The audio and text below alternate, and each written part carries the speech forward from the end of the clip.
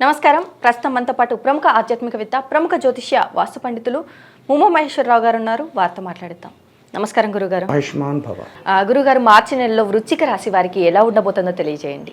సర్వమంగళ మంగళ్యే శివే సర్వార్థ సాధకే శరణ్యే త్రయంబకీ దేవి నారాయణీ నమస్తుతే. ఓం శ్రీ గురుభ్యో నమః. ఓం శ్రీ ఘం గణపతియే నమః. మార్చి నెల 1వ తారీఖు, 2వ తారీఖు నాటికి 3వ తారీఖు వచ్చేసరికి గురుగ్రహము మారుతుంది. అలాగే చంద్రగ్రహం కూడా మారిపోతుంది. అంటే యోగదాయకమైన చంద్రుడు నీచ స్థానంలోకి వచ్చాడు.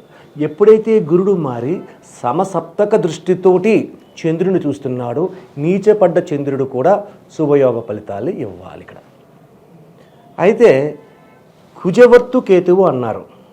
మకర రాశిలో కుజుడు శుక్రుడు కలిపి ఉన్నారు గ్రహ సంచారంలో. కన్యరాశిలో కేతువు ఉన్నాడు. నవమ దృష్టితోటి కుజుడిని శుక్రుడిని చూస్తున్నారు. కుజవర్తు కేతువు అంటే కుజుడికి ఎంత ఫలితమైతే వస్తుందో అదే ఫలితమును నిర్ణయిస్తున్నారు. అంటే కుజుడు ఉచ్చస్థానంలో ఉండి కేతుగ్రహ దృష్టి ఆపాదించబడినందువల్ల బలయోగుడిగా మారాడు. అయితే ధరణీ గర్భ సంభూతుడైన ఈ బుధుడు ఈ వృశ్చిక రాశి వారికి అధికమైన కోపాన్ని ఇచ్చిన, తొందరపాటు నిర్ణయాలు ఇచ్చిన, గృహయోగాన్ని ఇస్తున్నాడు. ముఖ్యంగా గృహయోగాన్ని ఇస్తున్నాడు. గృహయోగము కలిగి ఉండడం అనేది సంప్రాప్తమవుతుంది. అయితే గృహము ఎవరు నిర్మించాలి, ఈ ఎవరు పేరు మీద ఉండాలి, ఎవరి పేరు మీద ఉండాలి? వృశ్చిక రాశి వారు భర్త అయ్యాడు. సప్తమ వ్యయాధిపత్యాన్ని వహించిన వాడు శుక్రుడయ్యాడు. సప్తమ వ్యయాధిపతి కుజునితో కలిపి ఉన్నాడు. కాబట్టి సప్తమ వ్యయాధిపతి అంటే కలత్రభావం, భార్య పేరు మీదగా పెట్టుకోవాలి. భార్య పేరు మీదగా పెట్టిన వారు ఎవరైనను సరే ఆ ఇంటిని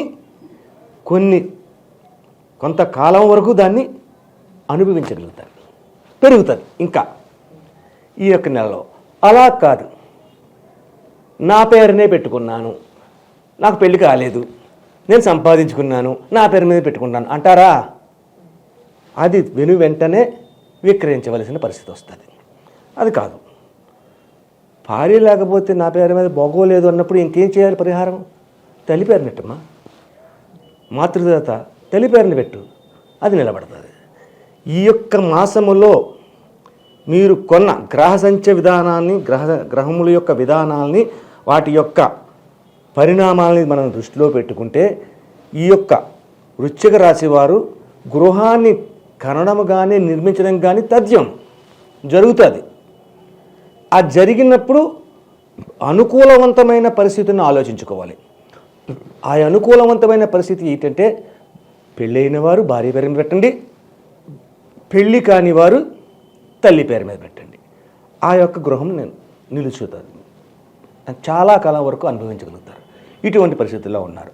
అలాగే గ్రహ యోగాన్ని బట్టి వీళ్ళకి సంప్రాప్తమయ్యేది ఈ యొక్క నివాస స్థలాన్ని కానీ లేకపోతే నివాస గృహాన్ని కానీ పొందుతున్నారు, బాగుంది. అయితే ఉద్యోగస్తులు ఎలా ఉన్నారు? ఇక్కడ ముఖ్యంగా చెప్పుకోవలసిన ఉద్యోగస్తులు పోలీసులు చెప్పుకోవాలి.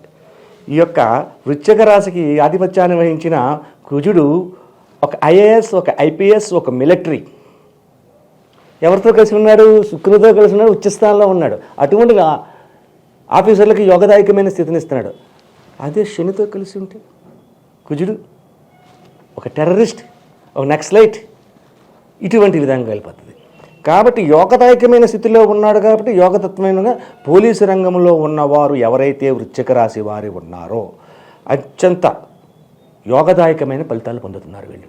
అంటే ప్రమోషన్స్ వస్తాయి. ఓ సీఏగా ఉన్న, ఎస్ఐగా ఉన్నవాళ్ళు సీఏ అవ్వడం, లేదంటే ఇంకోటేదో రావడం అనేది పొందుతారు.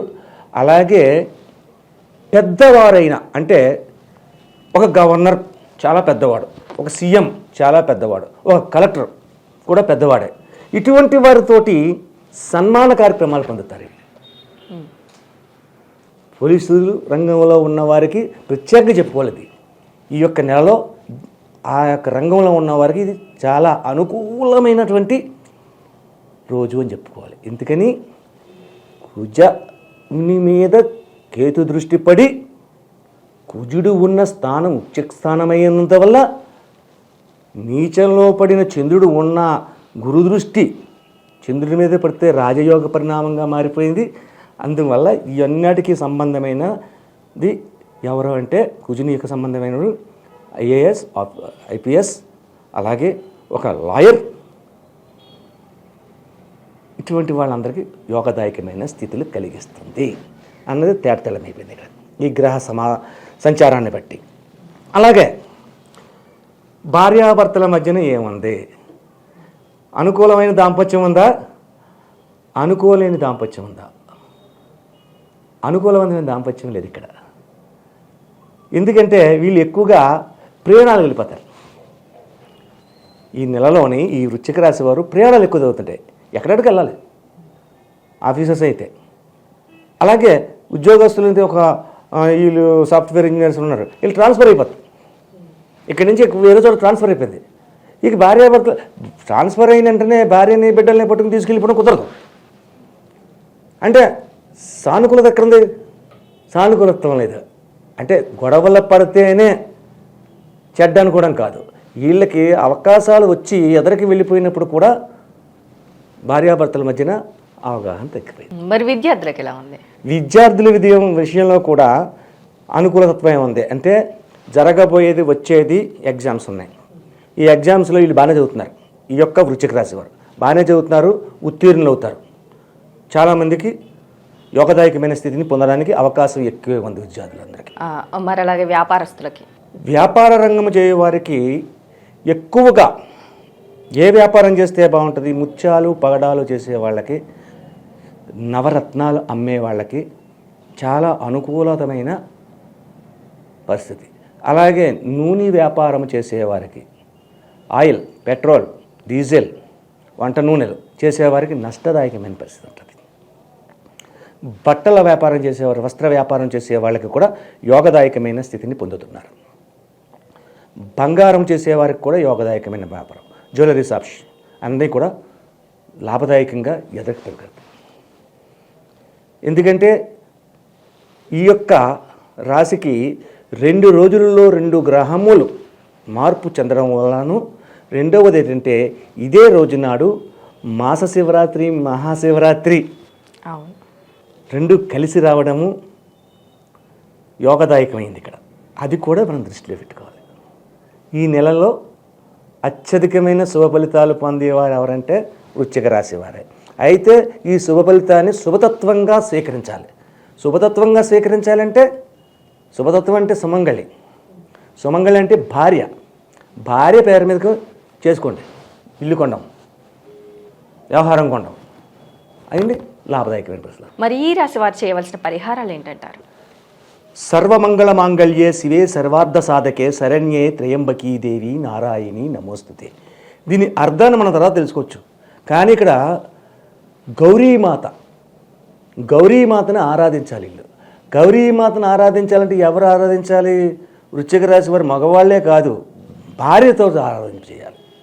భార్యతో ఆరాధించబడాలి అంటే గౌరీమాతని తీసుకురండి. గౌరీ పూజ విధానాన్ని మనం సక్రమంగా అవలంబించాలి.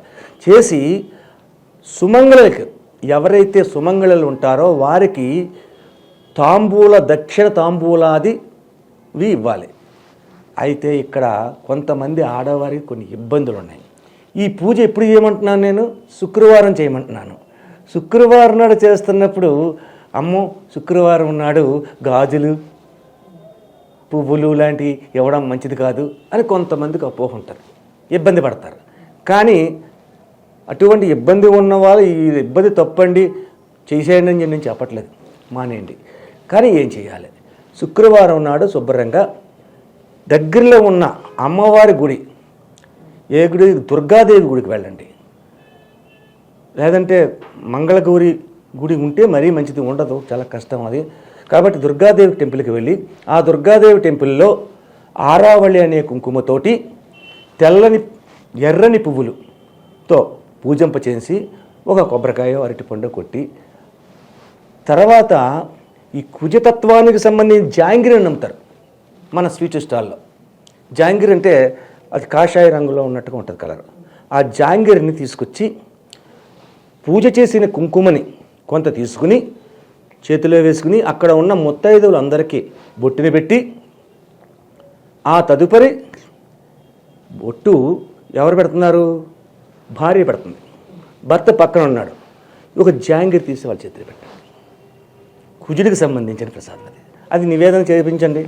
నివేదన చేయించకపోతే నేను చేయమనంటే మానేమనండి, మీరే చూపించండి. అలాగా చూపించేసి ఈ పరిహారాన్ని చేసుకుంటే కుజతత్వంలో అంటే భర్తకి కలిసి రాని పరిస్థితి ఉంది. భర్త పేరు మీద ఇల్లు పెట్టుకుంటే నష్టం జరగడానికి అమ్మేయడానికి పరిస్థితి వచ్చింది. అందుకని భార్య పేరు మీదుగా చేసి కుజునికి సంబంధించింది మినువులతో చేసిన జాంగీర్ అదే కలర్లో ఉంటుంది కుజతత్వంలో కూడా గుడి. కాబట్టి ఈ పరిహారం చేస్తే కుజతత్వంలో వస్తున్న అపసవ్యతత్వ విధానాలు ఏదైతే ఉంటుందో అవన్నీ తొలగి శుభప్రదంగా వీళ్ళు ఎదరికి వెళ్తారు. వృశ్చిక రాశి వారికి మార్చి నెలలో ఎలా ఉండబోతుంది, అలాగే వీలు చేసుకోవాల్సిన పరిహారం ఏంటి అనేసి చాలా చక్కగా వివరించారు. ధన్యవాదములు. ఆయుష్మాన్ భవ.